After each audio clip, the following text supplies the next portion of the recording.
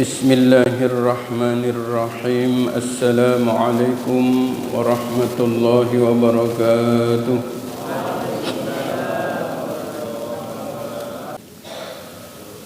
Bismillahirrahmanirrahim.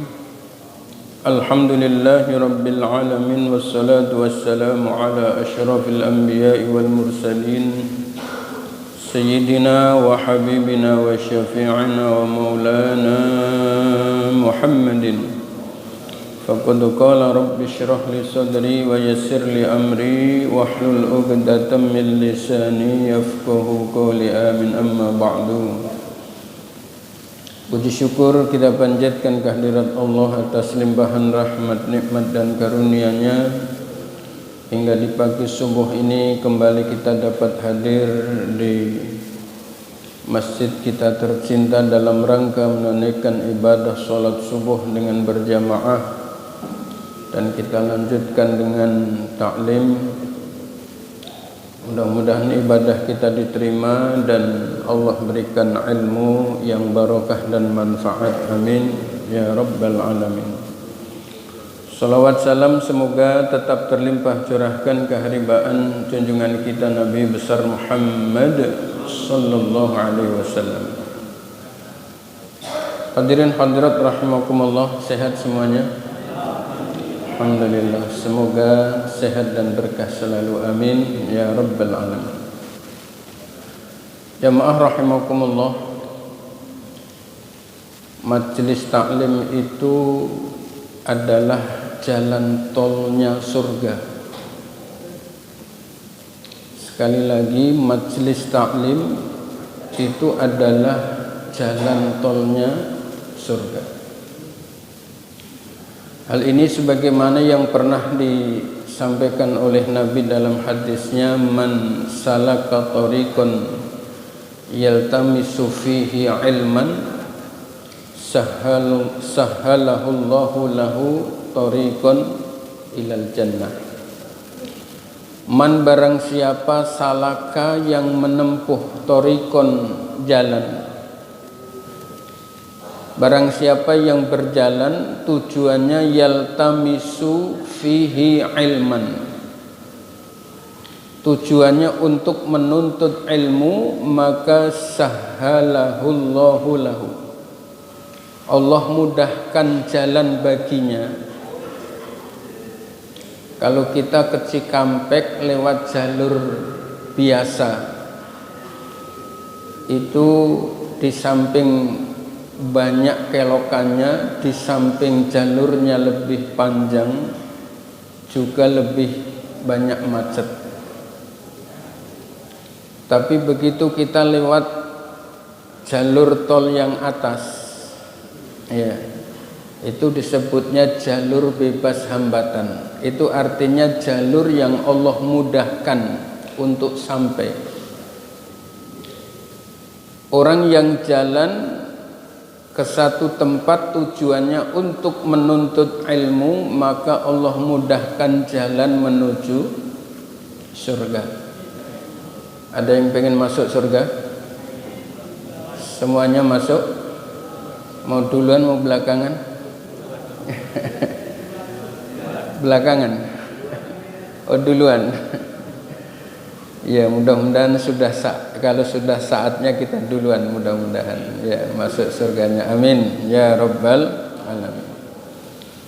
Belum, man ta'allama baban minal ilmi, barang siapa yang belajar satu bab minal ilmi dari ilmu, ya'malu bihi, baik dia sudah amalkan, aulam ya'mal bih, atau belum dia amalkan sama sekali, itu khairun, lebih utama, min alfi raka'atin, dibandingkan dengan sholat sunnah 1000 rakaat.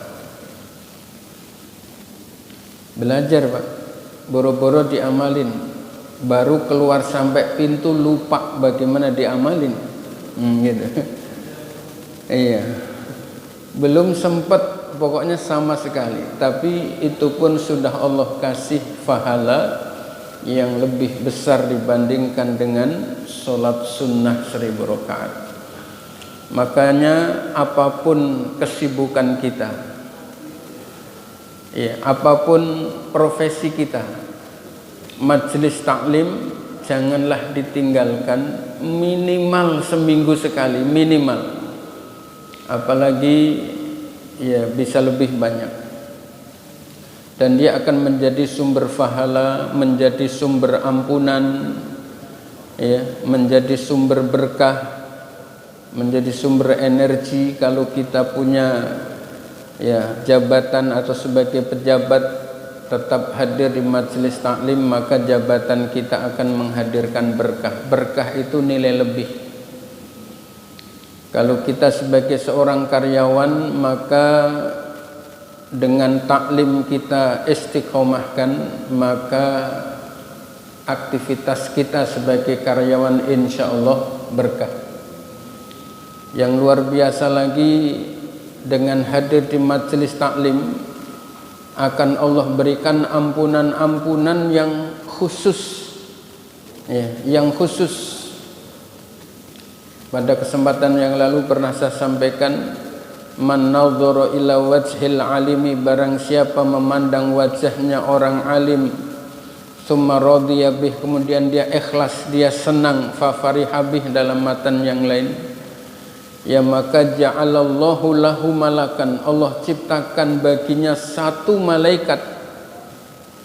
Ya, kita ngaji, ketemu guru-guru kita, ketemu para habaib kita, ketemu para kiai kita memandang wajahnya ridho, ya, enggak empat, karena kalau empat besok enggak mau datang lagi. Betul Pak ya? Besok kapok udah enggak mau datang lagi. Kalau ridho, maka Allah jadikan untuk kita satu malaikat. Ngapain itu malaikat? Yastaghfiru lahu ila yaumil qiyamah. Allah tugaskan malaikat itu untuk memohonkan ampun atas dosa-dosa kita sampai kapan? Ila yaumil qiyamah, sampai hari kiamat. Ini yang luar biasa Bapak dan jamaah sekalian. Ya, hadir di majelis taklim itu benar-benar dahsyat, bisa menutup ya kekurangan-kekurangan kita dalam memanfaatkan waktu yang sudah berlalu. Barangkali usia kita ada yang sudah 70 atau bahkan ada lebih. Kalau kita lihat ya aktivitas kita enggak sebanding antara yang bernuansa ibadah dengan non ibadah. Tapi dengan istiqomah hadir di majelis taklim, insya Allah akan tergantikan. Insya Allah. Mudah-mudahan kita bisa istiqomah hingga akhir hayat kita. Amin ya rabbal alamin. Hadirin jamaah rahimakumullah, kita lanjutkan ngaji kita kitab fikih manhaji sampai halaman 37 dari bab awani, wadah. Ya, kitab ini ditulis oleh Syekh Mustafa Al-Khin dan Syekh Mustafa Al-Buwo, 3 jilid setebal yang ada di hadapan saya. Pada pertemuan sebelumnya telah kita bahas wadah-wadah yang boleh dipakai. Ada 3 pokok bahasan dalam bab ini. Yang pertama adalah hukmu istimali awanidz zahabi wal fiddati. Hukum menggunakan wadah yang terbuat dari emas dan perak. Itu yang sudah kita bahas pada pertemuan sebelumnya. Yang kedua, yang sekarang baru kita akan bahas, sanian hukmu isti'malil awani al-mudabbati bidzahabi awil fiddati. Sanian bermula hukum atau bahasan yang kedua, yaitu hukmu isti'malil awani, hukum menggunakan wadah-wadah al-mudabbati yang disepuh bidzahabi dengan emas, awil fiddati atau perak. Ya, kalau kemarin hukum menggunakan wadah dari emas dan perak, ini wadah yang disepuh. Ya. Yahrumu haram. Apa yang diharamkan? Isti'maluma, menggunakan wadah dubbiba yang disepuh bidzahabi dengan emas mutlakon mutlak. Wadah yang disepuh dengan emas, padahal wadahnya itu terbuat dari misalnya besi, tapi kemudian dilapisi dengan emas, ya, atau kemudian hiasan-hiasannya adalah terbuat dari emas, itu hukumnya haram mutlakon, mutlak, ya. Sawa'an kanat, baik adanya ad-dabbatu itu sepuhan, khobarnya kanat shagiratan kecil, am kabiratan apalagi besar. Disepuh dihiasin kecil saja haram, apalagi besar. Wa amat tatbibu bil fiddati, adapun wadah yang disepuh bil fiddati dengan perak, fa in kanat, apabila ada dobbatun sepuhan, khobarnya kana itu shagiratan kecil, disepuh kecil, dan disepuhnya tadi li ghairi zinatin, ya tidak untuk kepentingan hiasan, ya jaza, maka boleh. Disepuh kecil, kebetulan bolong wadahnya, ada gelas, ya bagus, terus kemudian bolong. Karena bolong nggak bisa buat ngopi. Ada tukang sepuh, kemudian disepuh, ditembel pakai emas. Ditembelnya itu berarti bukan dalam rangka menghias, tapi memang darurat supaya bisa ngopi. Itu boleh apa tidak? Boleh. Kalau ngopi dulu boleh apa tidak? Boleh. Bismillahirrahmanirrahim. Jahe ini, Pak.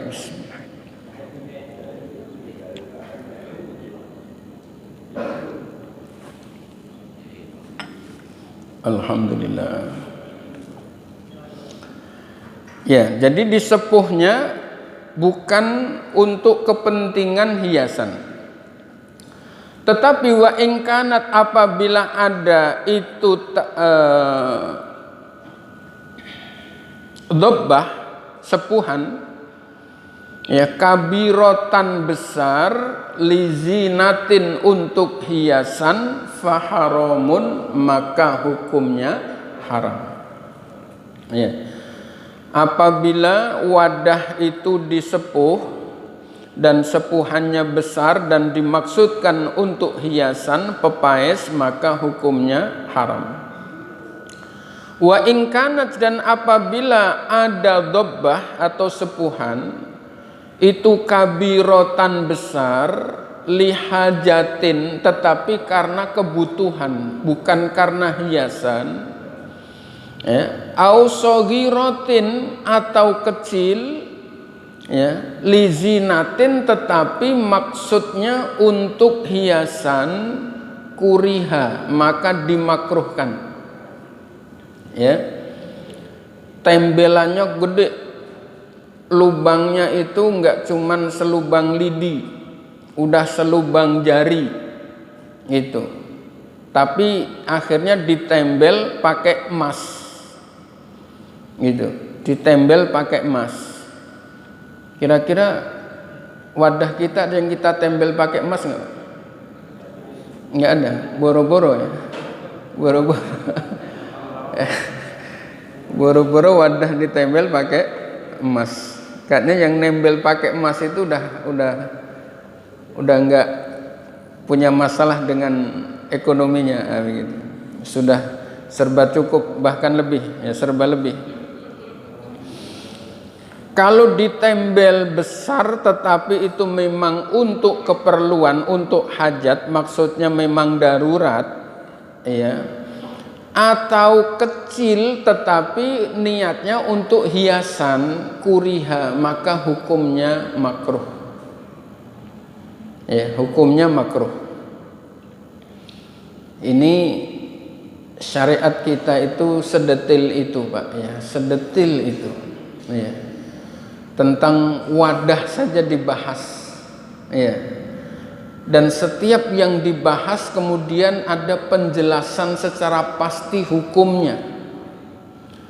Dan apa yang ditetapkan hukumnya itu penuh konsekuensi.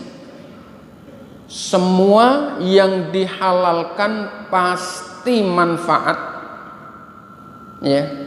Pasti tidak ada madarat, dan setiap yang diharamkan pasti membawa madarat.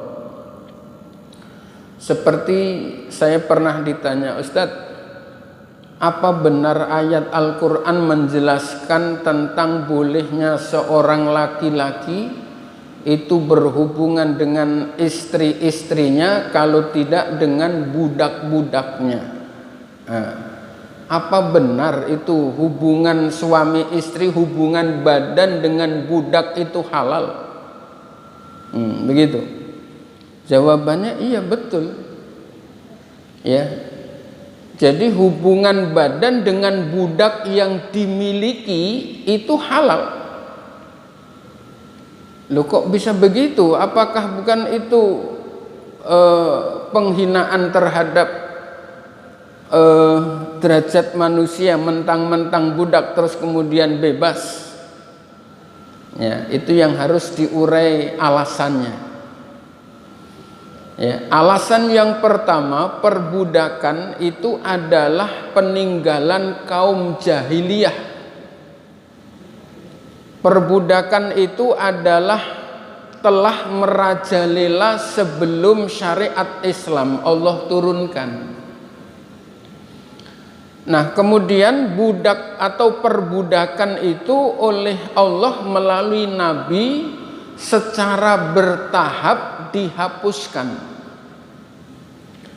Cara menghapuskannya diantaranya adalah dengan cara memotivasi untuk memerdekakannya. Contohnya hadis tentang menuntut ilmu. Abdullah ibnu Mas'ud pernah dipanggil oleh Rasulullah, ya ibna Mas'udin, wahai Abdullah ibnu Mas'ud,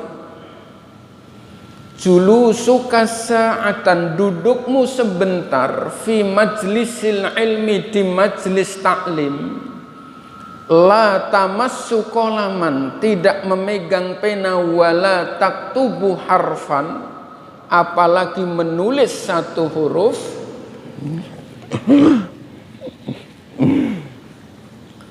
itu khairun, lebih utama, min itqi alfi raqabatin, dibandingkan dengan memerdekakan 1000 budak. Ya, motivasi untuk memerdekakan budak itu luar biasa. Yang kedua yang harus kita fahami, budak pada masa itu adalah harta kekayaan. Jadi orang punya budak itu sama dengan punya onta, punya sapi, punya kuda, harta kekayaan. Sehingga orang untuk melepaskan hartanya yang berupa budak itu bukan sesuatu yang mudah. Bapak punya sapi yang harganya sudah 30 juta. Terus tiba-tiba saya sarankan, Pak, sapinya sedekahin aja. Kira-kira Bapak langsung mau apa 1000 alasan dulu? Kalau perlu 3000 alasan. Begitu. Ya, jadi budak itu adalah dianggap, bukan dianggap, memang berlaku seperti harta benda. Sehingga perbudakan itu sulit, ya, untuk dihilangkan, tetapi dengan cara syariat Islam luar biasa.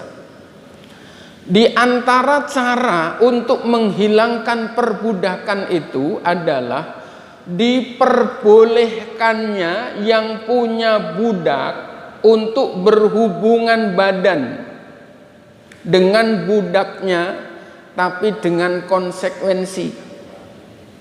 Ya. Budak yang sudah hubungan badan dengan tuannya, dengan pemiliknya, itu derajatnya sudah naik, sudah mukatab. Dia tidak 100%. Kalau dia tebus separuhnya saja, dia sudah menjadi merdeka. Di situ maksudnya, Pak. Jadi dihalalkannya itu oleh Allah adalah supaya perbudakan itu cepat habis. Sebijak itu Allah menurunkan hukum. Ya. Kalau saja misalnya perbudakan itu udah pokoknya haram total, jeger. Seperti kita punya 10 sapi, ya karena mereka ada yang punya budak berpuluh-puluh. Langsung suruh ngelepasin, jeger. Kira-kira berat apa berat, Pak? Berat pakai bingit. Begitu. Ya, makanya dengan cara begitu bertahap itu budak ya hilang. Dan sampai hari ini, Pak, perbudakan itu sudah tidak ada. Hanya sebagian orang-orang Arab yang kemudian menganggap ya para TKW ya, para TKW yang mereka beli sama perusahaan mahal dianggapnya sebagai budak, sehingga hubungan badan dianggap biasa karena mereka menganggap budak. Padahal hukum perbudakan itu sudah dihapus sebelum Rasulullah wafat. Ya, perbudakan itu hanya boleh untuk dilepas, tidak boleh menciptakan budak-budak lagi, tidak boleh. Gitu. Jadi sekarang biar TKW itu dibayar 30 juta sekalipun, itu tidak ada hukum halal hubungan badan seperti dahulu budak di zaman jahiliyah.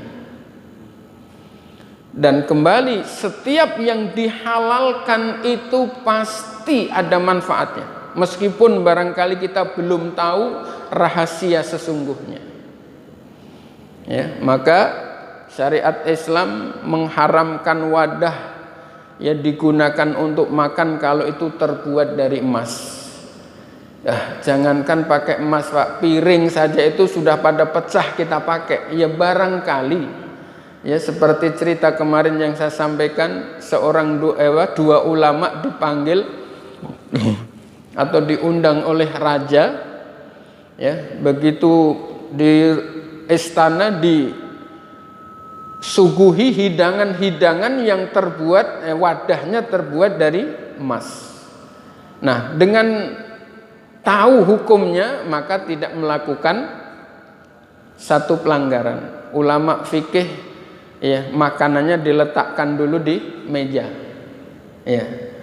Yang sementara ulama sufi enggak kepikir ke situ. Ya.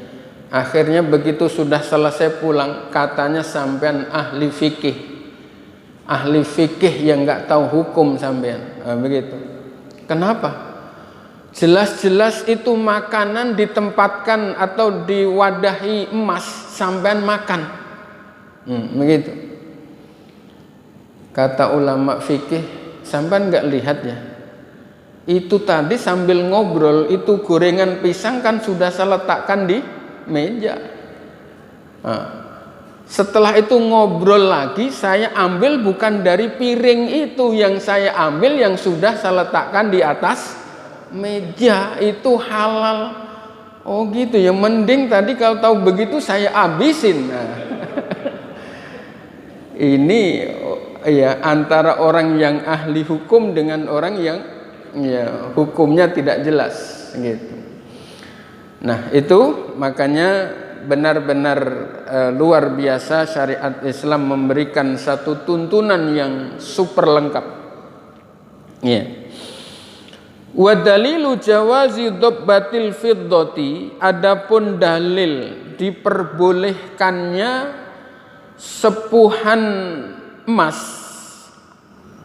ya, al-kabirati yang besar, tetapi lihajatin karena untuk kebutuhan, ma itu hadis, rawahu yang telah meriwayatkan hu pada hadis al-Bukhari, Imam Bukhari, hadis nomor 5315. Ingat hadis Sahih Bukhari itu jumlahnya adalah 7563. Hadis ini an Asim al-Ahwal, dari Asim al-Ahwal qala, Asim al-Ahwal berkata, ra'aitu, melihat aku, qadhan Nabi sallallahu alaihi wasallam, wadah yang dimiliki oleh baginda Nabi Muhammad sallallahu alaihi wasallam itu inda Anas bin Malik, berada pada Anas bin Malik. Anas bin Malik itu khodam, ya, khodam beliau yang saya sudah cerita berulang kali. Beliau ini adalah sahabat Nabi yang terakhir wafat, ya. Dari sahabat-sahabat Nabi itu yang terakhir wafat adalah sahabat Anas bin Malik. Beliau itu umurnya 90 tahun karena didoakan oleh Nabi supaya umurnya panjang, supaya anaknya banyak. Anaknya berapa? 120. 120. Masya Allah. Ya, itu kembali bahwa Anas bin Malik ini adalah sahabat Nabi yang wafatnya terakhir dari kalangan sahabat, maksudnya dari kalangan sahabat. Iya. Jadi Asim al-Ahwal bercerita bahwa dia pernah melihat wadah yang dimiliki oleh Nabi itu berada pada Anas, karena Anas bin Malik itu adalah khodamnya Nabi, ya. Wakana, dan ada, ya, itu kodah kodin soda'a, telah retak, ya, wadahnya itu sudah retak, ya. Fasil siluhu, tapi sementara rantainya, ya, itu bifiddotin, disepuh pakai emas, gitu, ya. Wadahnya udah retak, tapi itu rantainya ada sepuhan emasnya. Waqala Anas, dan berkata Anas, laqad saqaitu, nyata-nyata aku telah memberikan, menyuguhkan minum Rasulullah sallallahu alaihi wasallam fi hadzal qadahi, dengan menggunakan wadah ini, aksaro min kada wa kada, artinya udah enggak terhitung, udah banyak banget. Aku menyuguhkan minuman kepada Rasulullah dengan menggunakan wadah ini, udah enggak hitungan. Kalau Rasulullah itu melarang, pasti Rasulullah akan menolak. Dan nyatanya Rasulullah tidak menolak, berarti boleh menggunakan wadah yang disepuh oleh emas, tapi memang untuk kebutuhan lihajatin, ya.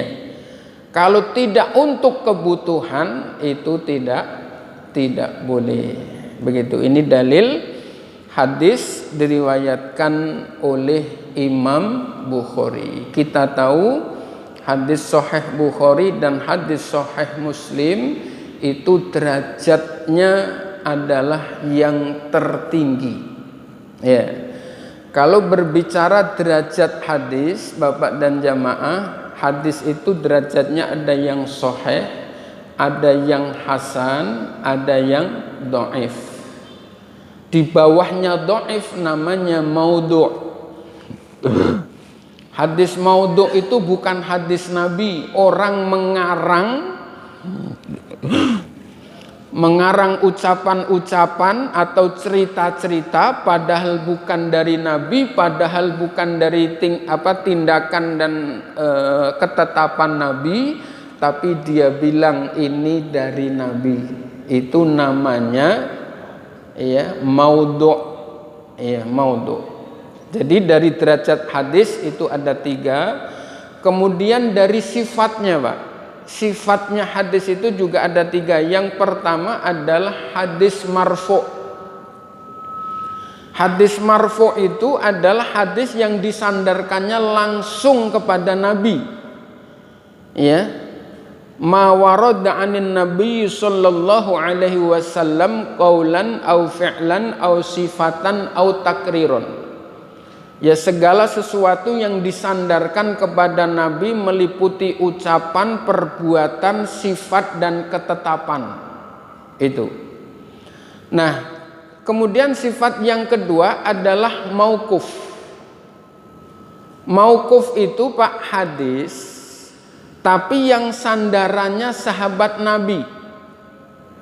Sama meliputi ucapan, perbuatan, sifat dan ketetapan. Contohnya tentang adzan Jumat 2 kali. Yang menetapkan adzan Jumat 2 kali itu adalah sahabat Utsman bin Affan. Sahabat Utsman bin Affan, dan itu hadisnya juga sama-sama riwayat Bukhari Muslim. Loh kok bisa itu bukan dari Nabi dijadikan pedoman? Karena yang mewasiatkan juga Nabi. Apa hadisnya? Alaikum bisunnati, kalian wajib mengikuti sunnah-sunnahku wa sunnatil khulafair rasyidin al-mahdiyyin. Perhatikan kalimatnya. Kalian wajib mengikuti sunnah-sunnahku ditambah ditambah sunnah-sunnahnya khulafaur rasyidin al-mahdiyyin. Addu bin nawajid, gigitlah dengan geraham yang sekuat mungkin. Nah, hadis ini maka sebuah referensi dari Nabi agar apa yang dilakukan oleh khulafaur rasyidin itu pun menjadi dalil. Nah, seperti sholat adzan Jumat 2 kali tadi itu adalah yang melakukan ijtihad pertama kali adalah Khalifah Utsman ibnu Affan. Kalau kita hanya mengikuti apa yang dilakukan oleh Nabi dan tidak mau mengadopsi, mengkombinasi dengan apa yang dilakukan oleh khulafaur rasyidin, artinya kita mengikuti saran Nabi, mengikuti apa yang dilakukan oleh Nabi, tapi menolak saran Nabi, menolak anjuran Nabi. Begitu. Terus yang terakhir, yang ketiga adalah maqtu'. Ada marfu', ada mauquf, ada maqtu'. Kalau marfu' itu artinya terangkat, mauquf artinya berhenti, maqtu' artinya terputus. Tapi hadis maqtu' itu juga dipakai juga, yaitu yang sandarannya adalah tabi'in. Ucapan, perbuatan, sifat dan takrir yang rujukannya atau dasarnya yang diceritakan itu adalah ucapan tabi'in. Dan ucapan tabi'in itu juga menjadi dalil, dan itu pun hadis sahih Bukhari Muslim pun juga menulis hadis-hadis yang maqtu'. Di antara hadis maqtu' itu adalah mursal, hadis mursal.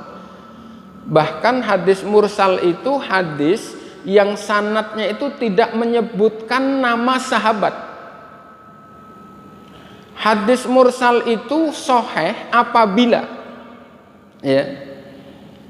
menurut Imam Abu Hanifah, Imam Malik dan Imam Ahmad ibnu Hambal syaratnya cuma satu.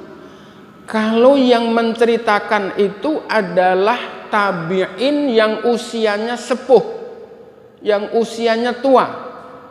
Artinya memang benar-benar senior, meskipun tidak menceritakan siapa sahabat yang memberikan itu hadis, ya, tetapi itu bisa dipercaya. Kenapa? Karena semua sahabat itu adalah mahfud. Semua sahabat itu sudah termasuk tingkatnya itu terjaga, ya, para sahabat. Tetapi kalau Imam Syafi'i itu memberikan syaratnya banyak. Di antaranya di samping tabi'in yang usianya tua, juga keilmuannya, ya, juga kemudian murid-muridnya itu ikut melandasi atau menjadi dasar hadis yang maktu' itu sahih atau tidak. Begitu. Jamaah rahimakumullah, sementara sampai di sini. Demikian, kurang dan lebihnya mohon maaf. Hadanallahu wa iyyakum ajma'in. Wallahul muwaffiq ila aqwamit thoriq. Wassalamu alaikum warahmatullahi wabarakatuh.